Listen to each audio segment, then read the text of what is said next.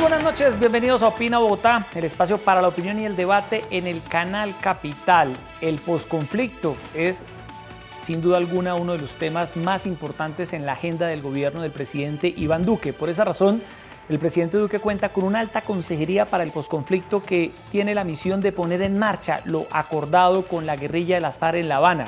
Proyectos productivos, la situación de seguridad de los excombatientes de la FARC, el apoyo de la comunidad internacional. Para eso esta noche vamos a hacer un programa para hablar con el alto consejero para el posconflicto, Emilio José Archila, con quien vamos a hacer un balance de cómo recibió el posconflicto de parte del anterior gobierno y cómo se está poniendo en marcha el que sin duda es uno de los principales retos del Estado en Colombia. Alto consejero para el posconflicto, Emilio José Archila, bienvenido a Opina Bogotá de Canal Capital. Buenas noches. Yesidi, televidentes, muy buenas noches, muchas gracias por la invitación. Bueno, enorme desafío el posconflicto. Cuando uno habla de esa palabra, ¿a qué se refiere en Colombia? Y usted es el gerente, por llamarlo de alguna manera, del posconflicto. Es un tremendo desafío. Bueno, eso tiene unas implicaciones significativas para la sociedad colombiana en muchos frentes, es decir, cada uno con unas temporalidades distintas. Tiene que ver con proteger a los excombatientes que se han mantenido fieles al proceso, que afortunadamente son la gran mayoría, a ellos darles seguridad, a ellos darles las oportunidades de que vuelvan a la sociedad civil, que estén en sus casas, que sean útiles para sí, para la familia, para la sociedad. Tiene que ver con el desarrollo del campo colombiano.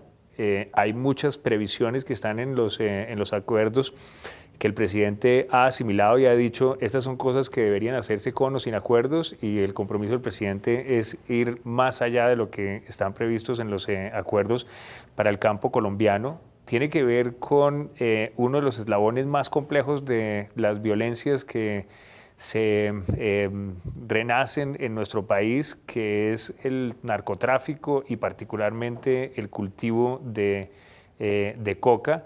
Tiene que ver con identificar cuáles son las zonas del país que fueron más afectadas por la violencia y asegurarnos en un periodo de 10 años a largo plazo que las causas por las cuales ellos son propensos a esas violencias desaparezcan.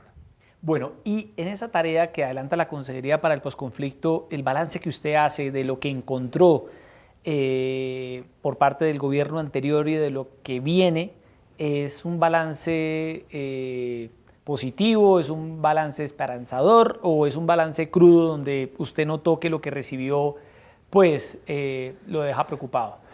Yo diría que ambos, es decir, sí. Es inocultable que la administración anterior hizo lo que consideraba que debía hacer en el proceso de negociación, hizo lo que consideraba que debía hacer en vender las expectativas que se derivaban de la paz. Yo creo que es muy evidente que las sobrevendieron, por llamarla de esa manera, y al hacerlo llenaron a un número muy importante de los grupos que acabo de mencionar de unas expectativas que no se iban a poder cumplir, en los tiempos en los que ellos lo estaban diciendo. Y no tuvieron suficiente cuidado, suficiente tiempo en hacer la planeación en el detalle que se requiere para asumir unas responsabilidades de esa magnitud. También encontramos que la forma como ellos consiguieron los recursos disponibles para la nación, para que estuvieran al servicio de estos frentes, tampoco fue suficiente. Bueno, en ese caso los recursos, consejero, hablemos porque ha habido mucha confusión, muchas cifras, que el posconflicto está desfinanciado, que sí se dejaron recursos, que no. ¿Cuál es la realidad hoy? ¿Cuánto cuesta el posconflicto en Colombia y si esos recursos existen en el presupuesto de la nación para los próximos años, en vigencias futuras, en cooperación internacional, entre otras? Bueno, el cálculo de cuánto es el valor completo del posconflicto básicamente lo hizo la administración anterior y después la Procuraduría hizo un balance después de firmados los acuerdos, qué tanto era lo más que se había prometido en algunos de los frentes, tales como los PEDETs y las familias que están en sustitución voluntaria. Eso da una cifra de la Procuraduría de 120 billones de pesos durante los próximos 10 años. De esos recursos, es decir, había una parte que le correspondía a la nación, se pensó en utilizar los recursos de los departamentos, de los municipios, de la cooperación internacional y inclusive de la inversión privada. Obviamente el único el único que se puede manejar desde el gobierno es el de la nación. Los demás no se pueden manejar, lo cual ya le introduce un nivel de incertidumbre muy grande, y para el 2018 ellos mismos no pusieron la plata que se suponía que deberían haber puesto en este año. Es decir, ¿y de cuánta plata estábamos hablando para el posconflicto? Estábamos hablando de alrededor de 7 billones de pesos que debieron haber existido, y lo que teníamos presupuestado era sustancialmente menor de eso. ¿Y cómo hizo el gobierno del presidente Duque para solventar esos compromisos? Digamos, de múltiples maneras para este año, y afortunadamente con los esfuerzos que hemos hecho estamos logrando cumplirle en particular a las aristas más sensibles de esto. Y eso tiene que ver con las familias de sustitución de cultivos voluntarios. Esas familias de sustitución de cultivos voluntarios, hay zonas del país en donde llevaban 2 o 3 meses sin recibir aquello que se había estimado que era la compensación, lo cual los pone en una situación dramática. Porque casi 80.000 familias dedicadas a esa tarea. Casi 80.000 familias. No a todas ellas les habían incumplido, pero a un número importante se les había incumplido. Consejero, 130, 120 billones de pesos, señala usted que vale el posconflicto en los próximos años. De esos recursos, ¿en dónde está la mayor inversión? ¿En dónde está la mayor inversión que debe hacer el Estado para cumplir lo acordado? La implementación de los PEDETs. Es decir, ¿De qué estamos hablando para que la audiencia nos comprenda, consejero, de los PEDETs? ¿Qué quiere decir eso? Muchas gracias. En el acuerdo está previsto que se deben identificar las zonas que fueron más afectadas por la violencia, y que en esas zonas se debe trabajar sistemáticamente focalizando la inversión pública para que se acorten las brechas que hay con el resto del sector agrario y con el resto del país. Eso en materias tales como educación, salud, vías, accesibilidad, desarrollo agrícola, niveles de pobreza absoluta, todos los indicadores. En eso, después de haberlo previsto, se seleccionaron 170 municipios. Esos 170 municipios se agruparon en zonas denominadas PEDET, que corresponden no a la geografía, sino a la lógica cultural, donde hay determinadas etnias, a una lógica de economía, porque son las riberas de algún río, etcétera. Y se hizo una planeación muy detallada durante 18 meses, identificando cuáles son las necesidades de esa gente, de esas personas. Y durante los próximos 10 años, el Estado, y en el Estado me refiero a la nación, los departamentos, los municipios y todos los cooperantes que existan, debemos concentrarnos en efectivamente implementar esos planes. En implementar esos planes. Lo otro que la gente se pregunta, consejero, es: el Estado está haciendo todos los esfuerzos, incluso de carácter fiscal, en medio de lo que usted nos cuenta, para poder dar cumplimiento al posconflicto. ¿Las FARC están cumpliendo a lo que se comprometieron? El balance que ustedes hacen en el gobierno Duque, en ese sentido, ¿cuál es? Digamos, este es un acuerdo complejo, y en la medida en que hay un acuerdo complejo es muy difícil hablar de el Estado cumple o no cumple, blanco o negro, o las FARC cumplen o no cumplen, blanco o negro. Existen distintas facetas en las cuales uno puede encontrar que hay distintos niveles de incumplimiento. Y voy a darle un ejemplo, es decir, una de las preocupaciones que tenemos en el gobierno es con algunos de los líderes de las FARC que han abandonado el proceso. Eso implica un incumplimiento, porque ellos tenían y siguen teniendo una obligación objetiva de colaborar de buena fe en la implementación del proceso. Eso quiere decir para esas personas que ellos deberían haberse mantenido en los ETCRs, que es el sitio en donde se encuentran, y que debían haberse mantenido fieles a su gente, continuando con ese liderazgo para que los proyectos productivos avanzaran. En la medida en que eso no está ocurriendo, ahí hay un incumplimiento. La Fiscalía ha dicho que ellos tienen un número de bienes que no habían sido denunciados por la FARC, ¿no? Si eso es así, ahí podría haber otro incumplimiento. Pero como le digo, este es un proceso, digamos, largo, complejo, en el cual seguramente van a existir muchas de esas discusiones sobre si hubo incumplimiento o no. En ese caso, por ejemplo, consejero, de los líderes como Iván Márquez, el Paisa, que la opinión pública desconoce incluso en dónde están. A veces se dice que Iván Márquez ha venido a Bogotá, que el Paisa está en la zona del Caquetá. ¿Cuál es el llamado y la advertencia que hace el gobierno nacional frente a estos líderes que no han comparecido? Yo, digamos, el primer llamado de atención que yo haría decir es que eso es una absoluta minoría y eso es muy importante tenerlo en mente. Digamos, la absoluta mayoría de los excombatientes de la base, los líderes intermedios e inclusive los líderes más altos se han mantenido fieles a su compromiso y se han mantenido férreamente convencidos de que esto es lo que les conviene a ellos, lo que le conviene a sus familias, lo que le conviene al país. Tan es así que hoy precisamente había una carta de uno de los mayores dirigentes, si no el mayor dirigente del partido FARC, llamando al Paisa y diciéndole que aparezca y que se someta a la JEP. Cuando encontramos, digamos, de estas personas que no aparecen, hay distintos momentos y distintas condiciones en las que ellos pueden no estar apareciendo y las consecuencias difieren dependiendo de qué es lo que están haciendo. Claro, pero el llamado es a que respondan, porque de todos modos para algún sector es preocupante que ellos puedan estar liderando algunas disidencias o puedan estar eventualmente pensando en marginarse del proceso del todo y crear nuevos grupos delincuenciales en diferentes zonas del país. Yo creo que en eso, digamos, el país ha oído al presidente y el presidente no tiene ninguna voz duditativa a ese respecto. Y voy a decirlo en estos términos, es decir, disidencias no hay. Lo que hay es unos señores que han resuelto volver a ser criminales. Esos no son disidencias, porque no es otra forma de combate político, no, hay unos señores que se están dedicando a narcotraficar y a los señores que se han dedicado a narcotraficar lo que hay que hacer es perseguirlos y condenarlos. Ahora, digamos, es la generalidad de aquellos que están como guacho, todos dedicados a actividades que son abiertamente criminales. En el caso específico del Paisa que usted me pregunta, es uno ilustrativo de cómo funciona esto. El Paisa está involucrado en un caso que la JEP ya abrió, caso número 1. Entonces, la JEP, al abrir el caso, cita a las personas respecto de las cuales está haciendo la investigación.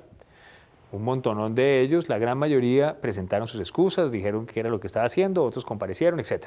Él ni apareció ni presentó un apoderado. Como ni se presentó ni presentó un apoderado, la JEP concluye que tiene elementos de juicio para concluir, para entender que él está incumpliendo con sus obligaciones para volver al incumplimiento derivadas del acuerdo que lo obligan a estar activamente en un proceso de reincorporación. Y le inicia un proceso, un incidente de desacato. Entonces, lo que hay ahora, el último plazo, no era ya para que compareciera, ese es el plazo en el cual se van a practicar las pruebas, que si demuestran que él incumplió con sus obligaciones de reincorporación, llevarían a que lo saquen de la justicia especial y lo manden a la justicia ordinaria. Y pierda todos los beneficios que eventualmente tendría. Así es. Bueno, en el caso de la seguridad de los excombatientes de las FARC, ¿en qué ha avanzado el gobierno? ¿Qué reporte hay en ese sentido, consejero? El presidente entiende que proteger a los colombianos es una obligación del Estado y ellos son colombianos. Adicionalmente, pues son personas que tenían una actividad violenta en contra del Estado y se entregaron a quienes eran sus enemigos, por llamarlos así. Luego, legalmente y éticamente tenemos una obligación.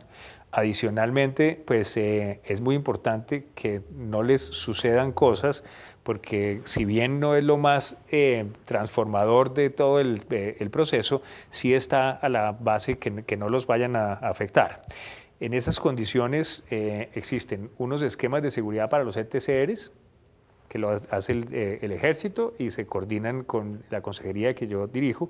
Existe un esquema de seguridad para las zonas aledañas de los ETCRs, que es donde ellos se encuentran para proteger a la comunidad, que lo hace la policía. Esos tenemos entre unos y otros 200 hombres en cada uno de los 22. Adicionalmente a esto, existe una mesa de seguridad especial para vigilar las condiciones de aquellos que están terminando siendo más expuestos, y el presidente también designó que yo fuera el presidente, que fuera el director de esa unidad. Y ahí hemos sido terriblemente eficientes. Nosotros recibimos un número de más de 30 esquemas de seguridad pedidos que estaban acumulados. Ya los tenemos todos completamente asignados, provistos. No tenemos ninguno que nos haya sido pedido y nos hayamos atrasado. E inclusive ya estamos trabajando en el plan de protección para cuando vengan las elecciones. ¿Hay alguna cifra de asesinatos de excombatientes de las FARC luego de la firma del acuerdo en el Teatro Colón? Esa es una muy buena pregunta a la cual es importante entender los detalles. Hay una unidad de la Fiscalía que se ocupa específicamente de mirar los eventos o de investigar los eventos cuando ellos han sido afectados. Esa unidad tiene un promedio de duración de tiempo de casi el 30% más rápido que el resto de las fiscalías. No que debiera ser así, ojalá todo pudiera ser muy rápido, pero sí muestra la diligencia con el cual el Estado está pendientes de cualquier cosa que les vaya a suceder. Pero adicionalmente, de los 80 y tantos que han sido asesinados, la gran mayoría de ellos ha sido en circunstancias en donde estaban involucrados en combates entre dos grupos, ambos armados. O sea, no tenía que ver con la desmovilización. Claro, no tenía que ver con la desmovilización, y lo que le da a uno la idea es que si eran dos grupos armados, no era particularmente que se estuviera defendiendo uno, ¿no? Debían estar haciendo picardías. Debían estar siguiendo en medio de los delitos que venían cometiendo. Consejero, hay un tema muy importante que es uno de los que suponemos ocupa más su agenda, que es los proyectos productivos. ¿El gobierno cómo recibió los proyectos productivos que se habían proyectado en la administración anterior del presidente Santos y hoy en qué están? ¿Cuáles han sido las dificultades que se encontraron allí y cuál es el balance a hoy? El proyectos productivos es un genérico, y entonces hay proyectos productivos en el área de los excombatientes, hay proyectos productivos en los temas de sustitución de cultivos, hay proyectos productivos que se fomentan para la recuperación o la estabilización de las zonas más afectadas a largo plazo. En el caso de los proyectos productivos para la sustitución de cultivos, estaban muy mal planeados. Había una total descoordinación entre el momento en el cual las familias estaban arrancando las matas y el momento en el cual se habían contratado las provisiones de semillas y de asistencia técnica para que esos proyectos empezaran a funcionar.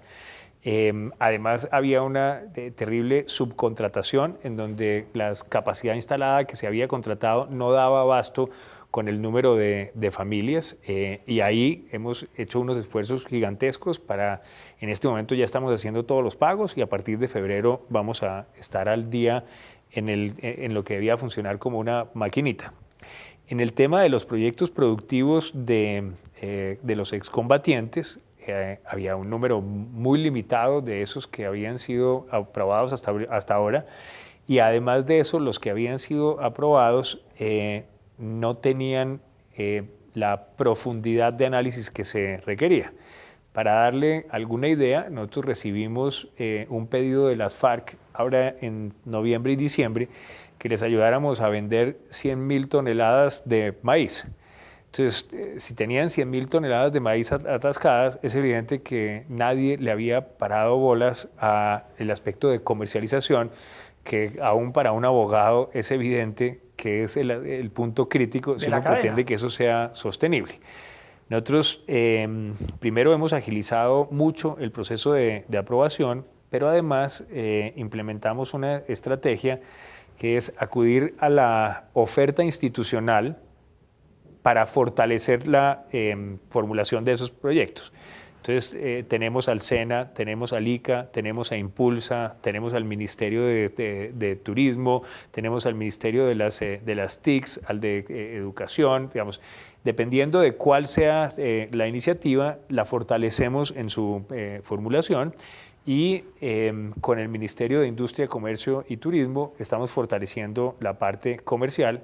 Entonces, no solamente estamos siendo más ágiles, sino que estamos siendo realmente cuidadosos con que tengan los elementos para que puedan perdurar en el tiempo. ¿De cuántos proyectos productivos estamos hablando hoy en día? Nosotros hemos expedido durante durante los primeros 100 días sacamos 11 de esos. De esos 11, esos implicaron casi unos 1000 excombatientes con sus familias. Luego estamos a un ritmo bastante acelerado. Bastante alto. En general, cuando uno habla de posconflicto, la población objetivo son los excombatientes de las FARC. No. ¿Quiénes son la población objetivo del posconflicto? En general, ¿son las víctimas, las personas de los territorios más golpeados por la violencia? Claro. ¿Y de cuántas personas estaríamos hablando en general? Pues, digamos, cuando estamos hablando de los... qué pena que le contesté así. Sí. Cuando estamos hablando digamos, de la reincorporación, son, como usted dice, los excombatientes. ¿Qué son cuántos? Que son alrededor de 12.000. 12.000 para atender. Para atender, sí. Cuando estamos hablando de las personas que viven en las zonas más afectadas por la violencia, esas son alrededor de 6,5 millones de personas. 6,5 millones de personas. Cuando hablamos de estas 12.000, la gente especula con las cifras que el Estado les brinda a ellos económicamente mensual. Hay un apoyo a los excombatientes de las FARC. ¿De cuánto es y cómo se está logrando solventar esa asignación? Cuando la gente hace eso, digamos, obvio que este es un proceso terriblemente delicado, pero estamos hablando de unas personas que estaban combatiéndonos, que estaban dedicados a la violencia en contra del Estado, e independientemente de la caracterización que uno quiera hacer de ellos, resolvieron dejar de combatir. Ahora, no hay ninguna posibilidad de que esas personas tuvieran una forma de sobrevivir si no es que la sociedad a la que estaban atacando no resuelve darles ese apoyo. Pero para tranquilidad, digamos, de a quienes les pueda angustiar esa circunstancia, es menos de un salario mínimo. Es menos de un salario mínimo mensual a estos 12.000 combatientes. Sí, a un número importante de ellos, sí. En Bogotá, ¿cuántos están viviendo de estos combatientes? ¿Hay alguna georreferenciación de estos 12.000 en dónde están ubicados, en las principales ciudades del país, en Bogotá, zona rural? Digamos, ahí hay dos componentes básicos, digamos. Obviamente que hay muchas sofisticaciones y cada ser humano es una individualidad, pero es muy distinta la manera como aproximan su proceso de reincorporación los que eran los combatientes que conocemos, digamos, los que estaban en las montañas de Colombia, por llamarlo así, de los que eran los milicianos. Porque los milicianos, primero, no se identificaban como tales, no eran reconocibles como tales, no andaban camuflados y esas cosas, y estaban en las ciudades. Entonces, como estaban en las ciudades, tienden a permanecer en las ciudades e inclusive hay un número de ellos que muy seguramente nunca reconocieron su condición de milicianos precisamente para no estar estigmatizados o algo de ese estilo. Entonces, de los que están, digamos, censados e identificados, en Bogotá hay alrededor de 700. De 700, ¿no es la ciudad que más concentra? No. No es la ciudad que más concentra. No. Pero de los que están identificados, la gran mayoría de ellos son los 6.000 que llegaron a los ETCRs. A las zonas más golpeadas por la violencia. No, a los sitios que se previó para que ellos llegaran. Muchos de ellos pues, ya se están quedando allá y muy pocos se van desplazando hacia las ciudades. En Bogotá pues, hay una actividad política grande, ¿no? Entonces muchos de los que están en Bogotá tienen que ver con los más notables de ellos. De los líderes, así es. Consejero, una de las principales preocupaciones, y usted la vio cuando llegó el presidente Duque al poder, era el presidente Duque va a hacer trizas la paz, el posconflicto se va a atascar, no va a pasar nada, y el mensaje que envió fue todo lo contrario. Creó una alta consejería para el posconflicto, lo nombró usted como gerente y la instrucción que habrá dado el presidente es hay que sacar esto adelante. ¿Es así? Digamos, el presidente primero es un hombre de palabra y él entiende que el Estado tiene unos compromisos. Aparte de eso, él, digamos, lo que ha señalado en muchos de los aspectos que implican digamos, la renovación de la sociedad colombiana y en particular el agro, es nosotros, digamos, independientemente de que eso esté en los acuerdos, hay muchos temas que se deberían abocar y que deberíamos hacerlos con o sin acuerdos, y en muchos temas ha dicho vamos a ir más allá de lo que está previsto en los acuerdos. Entonces ese es como el contexto general.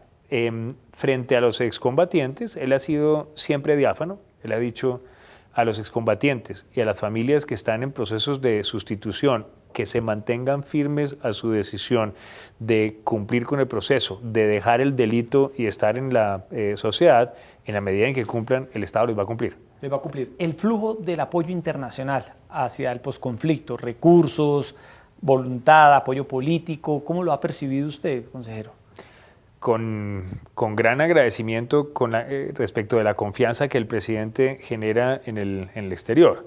El presidente ha salido varias veces del país. Obviamente uno de los temas que le tocan es este.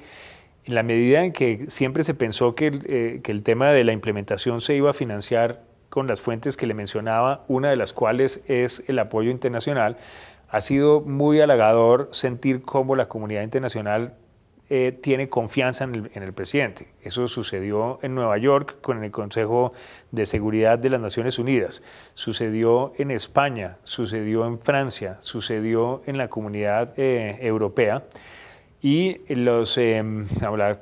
con consecuencias de esa confianza es que los distintos fondos que se habían previsto para apoyar la implementación, el Fondo Europeo, el Fondo Multidonante y la gran mayoría, si no la totalidad de los países que individualmente venían apoyando, han renovado no solamente su voluntad de acompañarnos, sino su compromiso financiero. ¿Y cómo se está asegurando la transparencia, que era al final del gobierno Santos un tema que salió a la luz pública y de preocupación para que estos proyectos productivos se asignen, esta inversión internacional hacia Colombia se adjudique? ¿Cómo se está blindando toda esta inversión para la paz, consejero? Hay los recursos que son de los fondos de colaboración internacional. Esos recursos se manejan en fiducias que los aportantes manejan. Obviamente el direccionamiento que ha tenido la administración Duque les ha permitido a ellos tener una claridad de hacia dónde vamos, una certeza de cuáles son nuestros objetivos en cada uno de esos frentes, y así lo que ha venido sucediendo es, se siguen manejando en esos fondos, pero todos han estado muy entusiasmados de cambiar sus objetivos para reconocer los objetivos del mismo gobierno. Existe, sí, un fondo doméstico, que es el Fondo Colombia en Paz. A ese Fondo Colombia en Paz le hemos dado exactamente el mismo direccionamiento para que todo vaya hacia unas mismas metas, y le hicimos mucho más transparente, más sencilla su administración. Se volvió a nombrar un gerente del Fondo Colombia en Paz. Se trabaja con la fiduciaria, la previsora. Los recursos tienen toda la vigilancia de la Superintendencia Financiera y una auditoría de una de las 4 grandes. Unas preguntas finales, que se nos empieza a acabar el tiempo, consejero. El tema, ahora que hablábamos de la sustitución de cultivos ilícitos, el tema del glifosato, la posibilidad de que Colombia reinicie fumigaciones con el glifosato en los territorios donde se está adelantando esta sustitución voluntaria, ¿tendría algún impacto volver a hacer estas aspersiones aéreas? La respuesta larga es, el presidente tiene un compromiso contra el narcotráfico y el presidente cumple sus promesas. el presidente ha dicho que dentro de su obligación como presidente, como jefe del país, de reducir el narcotráfico, tiene que eliminar o reducir sustancialmente el número de hectáreas cultivadas por coca que recibimos en unas cifras alarmantes. Para eso se cuentan con distintos instrumentos. Está la sustitución voluntaria, que es lo que yo administro, está la erradicación forzosa y estaría eventualmente la aspersión. Para poder iniciar aspersión, el presidente nunca ha negado que deben cumplirse los parámetros, muy estrictos parámetros que ha señalado la Corte Constitucional y un acuerdo binacional con Ecuador de alguna época pasada. De respetar los límites. Claro. Dentro de los protocolos que se imponen por la Corte Constitucional, haría casi imposible, si no imposible, que en una zona que pueda estar sustitución voluntaria con personas en esa sitio, no venga al mismo tiempo la aspersión. Entonces, obviamente el presidente ha dicho voy a utilizarlos todos, pero digamos, en una misma zona no va a haber aspersión y sustitución voluntaria al mismo tiempo. Sí.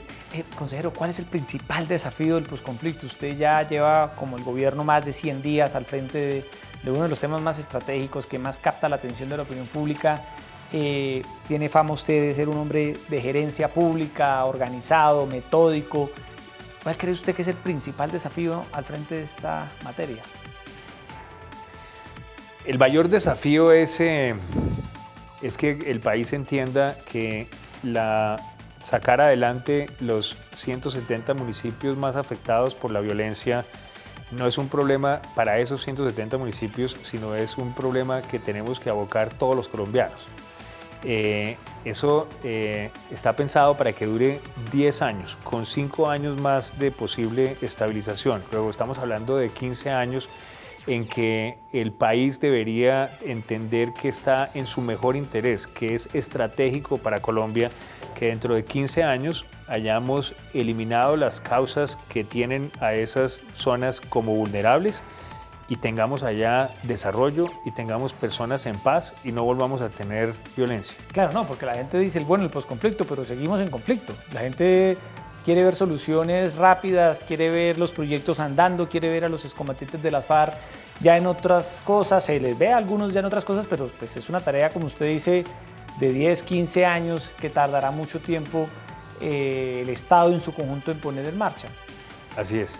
Bueno, pues ahí está la explicación, las explicaciones, las respuestas que tiene hoy Emilio José Archila, el gerente del posconflicto, el alto consejero para el posconflicto. ¿Trabaja usted articuladamente con todos los ministerios? ¿Cómo es la operación diaria de esta alta consejería?